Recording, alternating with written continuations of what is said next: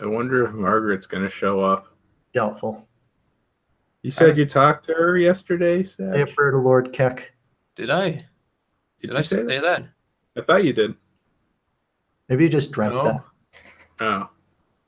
I haven't talked to her in like fucking half a year now.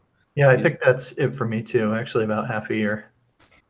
Might have been more recent than that, but I think September is the last time we heard from her. I'm gonna message her right now. Where the fuck is she? Where's her? Never accepted my fucking Discord invite. Make-A-Wish fucking chat. Oh, she deleted her Discord. Yeah. Really? Yeah, too many fucking neats were bothering her. Oh, I just like note of this. He's on. Right. Margaret should just open up and accept her fate as a slut. And she should sacrifice herself for all the incels in the world. Yeah. Sacrifice her body. I agree. Sing it. All right. Only she can prevent the next Elliot Rodger. I'm sending her a message on Twitter that's just the YouTube clip from that one movie where the guy goes, liar, whore. And you know it. Send her a link to the Google Hangout. And when she clicks it, she'll be here. No, she won't. She won't. That clip says more about Margaret than I think anyone in this hangout realized at the time. I could have started this video, indeed this series of videos, with many, many clips, but I chose this one because I believe it has the most to say about Margaret Maclennan than any of the others. The story of who Margaret is and what certain people might have against her is a bit long and a winding one, with a few surprises along the way. When I first heard of Margaret, it was because I was witnessing a Kiwi Farms article being written in real time, which was a first for me, since normally I read the articles long after the subject of which has faded back into the obscurity of the internet. As I watched it play out right in front of me, I decided that the story of Kenny Jones intrigued me enough that I wanted to dig into it a bit, and see just what I could find about the internet thought stalker. Little did I know that with a little digging, not only would I discover the extent of Kenny's internet stalking of Margaret, and that the majority of his grievances with Margaret were in fact legitimate, but I would also stumble across a YouTube thought who, despite her apparent frailty, was capable of being just as unethical as the stalker who led me to her. Stranger still was how many people Margaret herself was attached to in some form or another. I knew coming into this that she was a ghostwriter for Milo Yiannopoulos, but I also found that she had brushed elbows with several members of the skeptic community as well as Rebel Media. This soon became a weird trend that I found. It was as if every big name in YouTube and alt-right skeptic circles had been photobombed by this blonde-haired, blue-eyed woman who seemed to spout out exactly the kind of rhetoric that they like to hear. And yet, I had never heard of her before this chance bit of internet drama. And when I say photobombing, it's truly strange how many times Margaret crosses paths with the alt-right and the skeptics of YouTube right before they get wrecked in some form of disastrous PR nightmare. From the skeptic community's implosion to the shuttering of Rebel Media, Margaret's fingerprints can be found at the scene of several PR suicides, including the first one that we have to cover as it comes up a lot in the dealings of Margaret. In fact, being the thing most attributed to her other than, let's just say, her medical status. So let's get this shit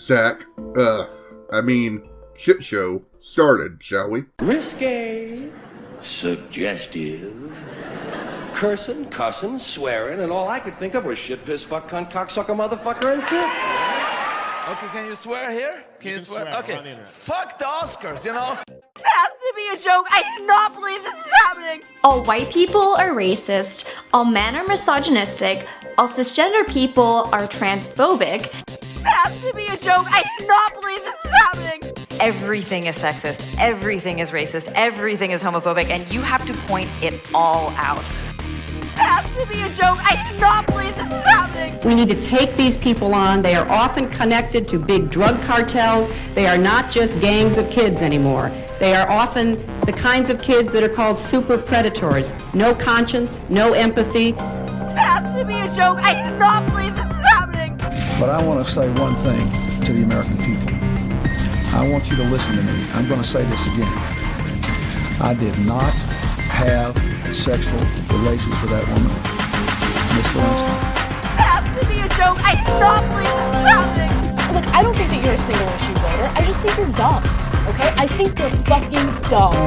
Mentally deficient / retarded / dripping with autism, just spewing out of everywhere. God knows where this autism's coming out of. From God knows where. It's fucking spraying out of your ears. It's embarrassing to hear. This is the woman who played the race card on Barack Obama. This is the woman who, if you were for change that you can believe in, or whichever change it was, you were voting against. This is the woman whose foreign policy experience consists of making a fool of herself and fabricating a story about Bosnia. Really gets the old noggin jogging. Maybe we can try to puzzle this out as we work our way through the video and inform the audience what the fuck this is about. Do you understand that? Serious crap. I'm sick of being social engineered. It's not funny. So before we begin, I need to make a few statements so that no one can say that I am being unfair, a white knight, or a bitch boy. At least not without being a salty cockbag. The first thing is that while I have talked to a lot of different people in varying degrees of separation from Margaret, I have not been able to talk to Margaret to get her side in her own words, straight from the whore's mouth. I did try, and she immediately threw Kenny Jones out as a distraction and skulked off. And while I might be brave, the last time an anus annoyed Margaret, she had it surgically removed and cast into a fire. So yeah, not pushing my luck there. Secondly, while Margaret's white knights love to defend Milady, and yes, they are literally fucking white knights, Deus Vult and everything, love to say that I am Kenny's bitch, or that I was only wanting to talk to Margaret to try to defend Kenny. That is as far away from being the truth as they are from being able to slap Margaret in her festering whoopee cushion. In truth, this whole thing started with me being in a voice chat dogpiling Kenny for being a retarded thought stalker, which, speaking of her white knights, they will be turning up just as much in the course of this video as they do in Margaret's comment section and Twitter feed. That is to say, frequently. So let's get started, and no place in this shit show is better than the Privilege Grant. I'm Milo Yiannopoulos. Margaret Maclennan, say hello. Thank you, sweetie. Thanks so much, Milo. My name is Margaret Maclennan, and I am the director of the Yiannopoulos Privilege Grant. And Milo and I have been working together very hard over the last few months to make sure that, you know, young men in America who aren't able to get grant money or scholarship money from the usual resources do have access to a couple of bucks here and there to help them with their post-secondary education. So this whole live stream, it's going to be fun, but we're also here to raise some money. So a few more people here will tell you how to go about donating money to theprivilegegrant.com. So that's my first little spiel. So let's start going down the line and say hello to every lovely person that's here. Now there are a few important things to note about this clip and the event it is from. First off, Milo introduces Margaret, who then goes on to explain that she is the director of the Milo Yiannopoulos Privilege Grant, which is important because straight from the horse's mouth, we have Margaret saying in a live stream with Milo that she is pretty much the second rung on the ladder when it comes to the Privilege Grant. There's Milo, and then there's Margaret. It's also important to know that Margaret was a ghostwriter for Milo, and had worked with him behind the scenes a few times prior to this. And the last thing that needs to be noted is the date that this was streamed. April 3rd, 2016. Now, a lot of shit went down in 2016, and not just with Margaret and Milo.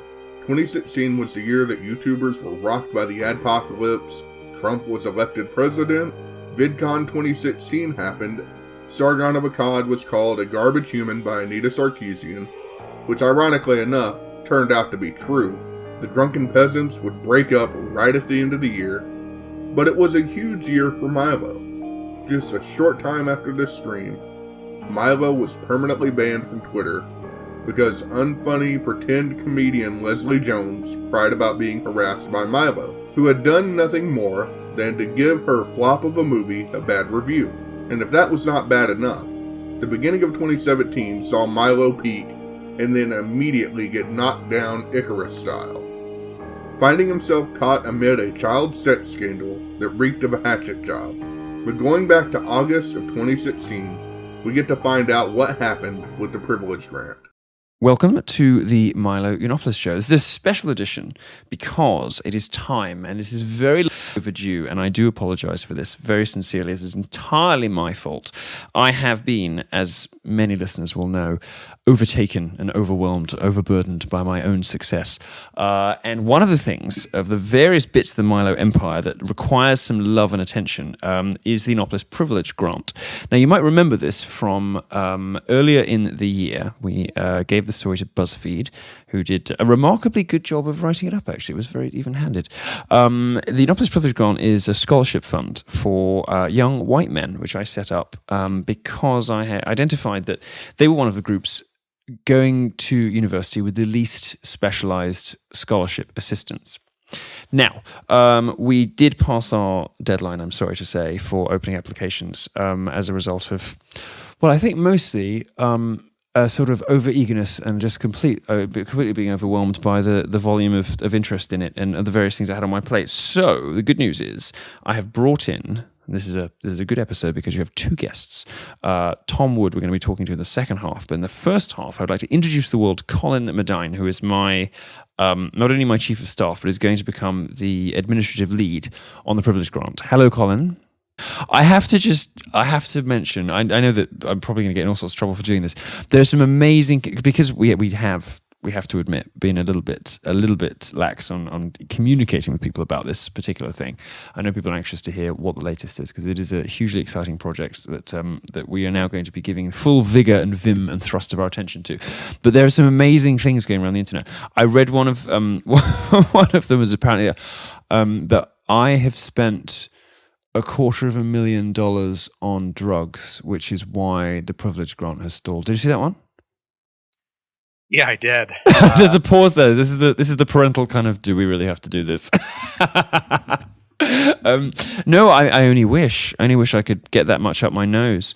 No, it's an extraordinarily small amount of money to worry about. I mean, I'm not a Clinton after all. But anyway, if you have read some of and there's no point pretending otherwise, there are some weird conspiracy theories on Reddit floating around. You've probably heard them. Anyway, we are getting on track. I'm going to get everything sorted. I'm going to make sure the money goes to the people who deserve it. All right, so there's some couple pieces of information that are in that. The first thing being that there's now a new director of the Privilege Grant, Milo introduced there, that is taking the place of Margaret. Taking Margaret's position as second in command, and we'll get into what happened with Margaret here in a little bit later. But the other thing that we're going to talk about that was in that is the Reddit post that Milo was talking about. Now, I'm pretty sure that this is the post that he's talking about. It's the main one that will come up whenever you Google this, and I'm going to read some of it, specifically from the part, the swindle. As per the Privilege Grant website, quote, applications will open in spring of 2016. Privilege grants will be awarded in early summer 2016 to be available for fall 2016 enrollment, end quote. Now, as you can tell by what Milo said, they were at least a little bit behind on that promise. So, the Reddit post goes on. As of yet, there is no application page on the website, and exactly $0 have been donated to any cause related to the education of the underprivileged. Okay, so they missed their target date. That could be excusable, right?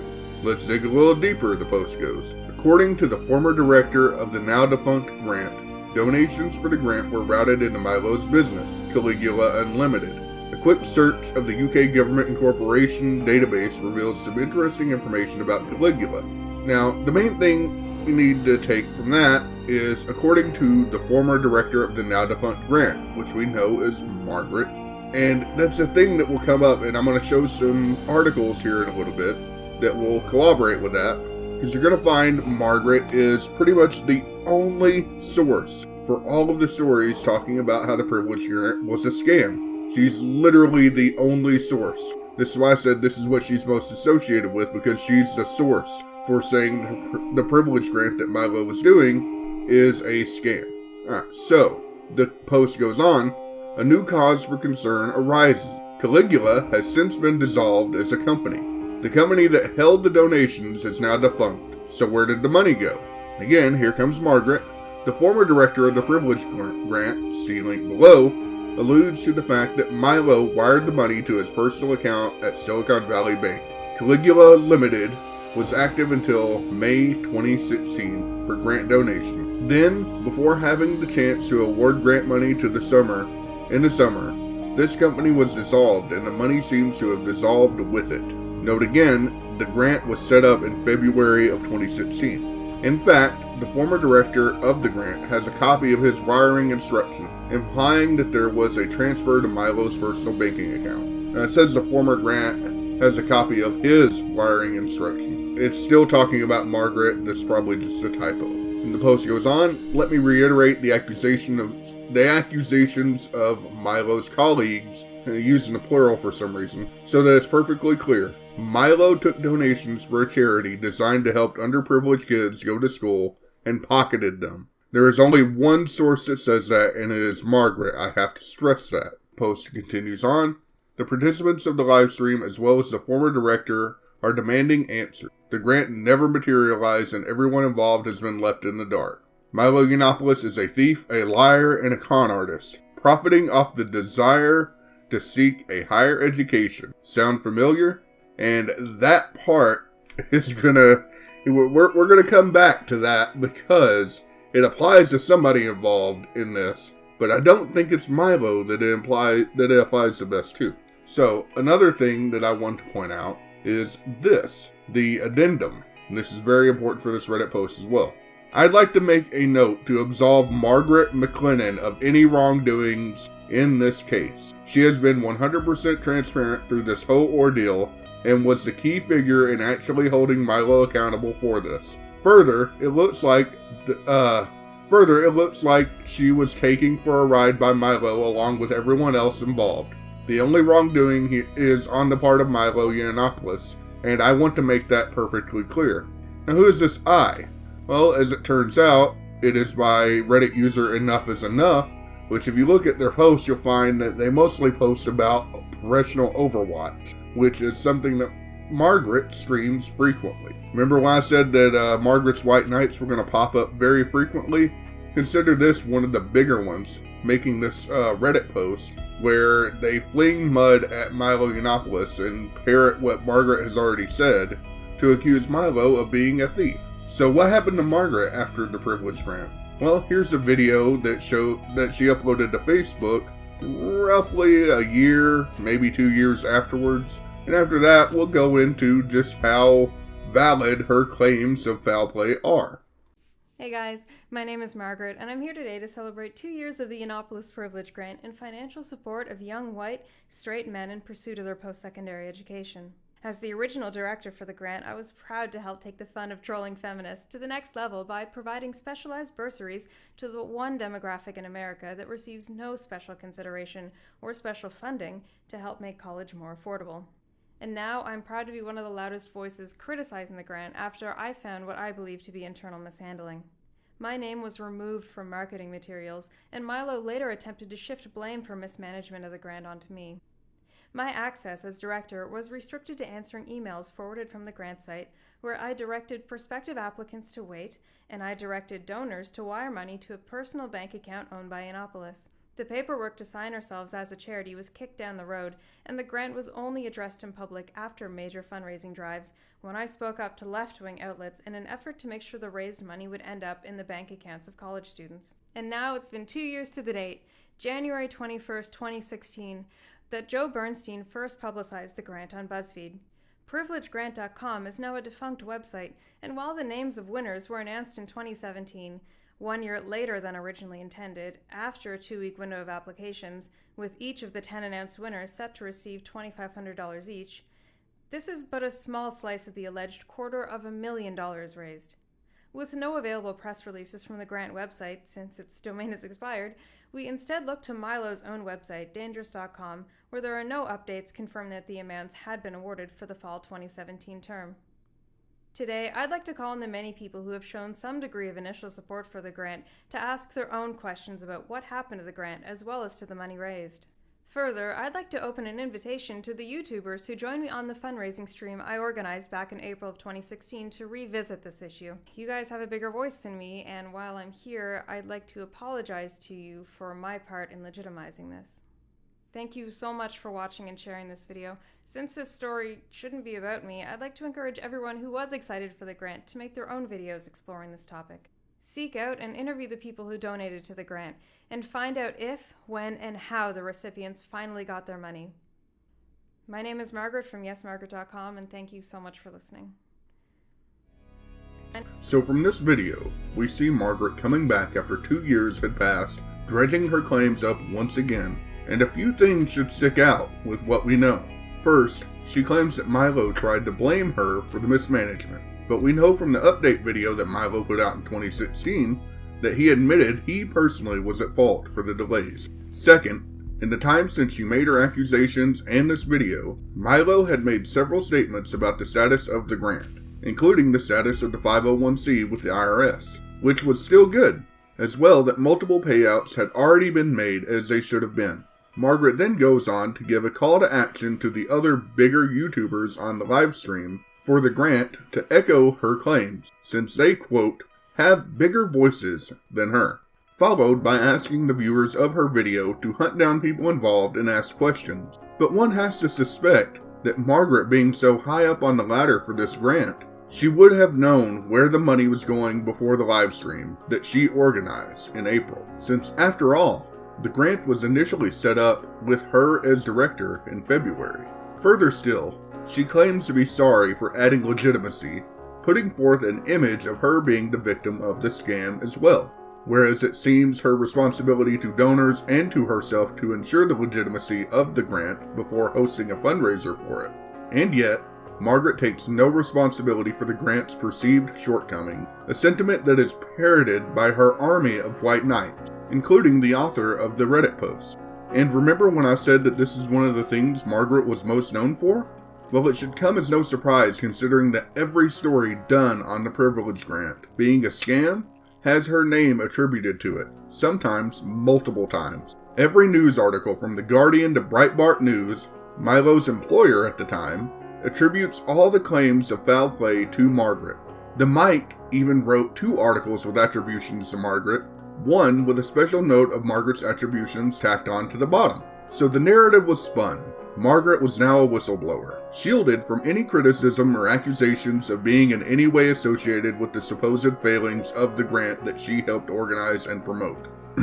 To once again quote Margaret's Reddit White Knight, quote, I'd like to make a note to absolve Margaret Maclennan of any wrongdoings in the case. She has been 100% transparent through this whole ordeal, and was a key figure in actually holding Milo accountable for this. The questions begin to arise when you think, why, if Margaret was this deep into the management of the grant, does she not get any of the blame for the supposed failings that after her departure seemed to dry up as proof by the grant paying out a large majority of the promised scholarships, and continued good standing as a 501c? Why was no news agency asking questions about the legitimacy of her claims, or revisiting it after the grant got back on track? Even Milo admits mistakes were made, but he admits it while still managing to make a good go at upholding his promises. And furthermore, what would Margaret have to gain from throwing Milo under the bus? These are all great questions, and unfortunately, because of the amount of time that has passed since the story was hot, and the failure of the media surrounding it, we may never know for sure what happened behind the scenes. But I have a theory as to what Margaret was doing.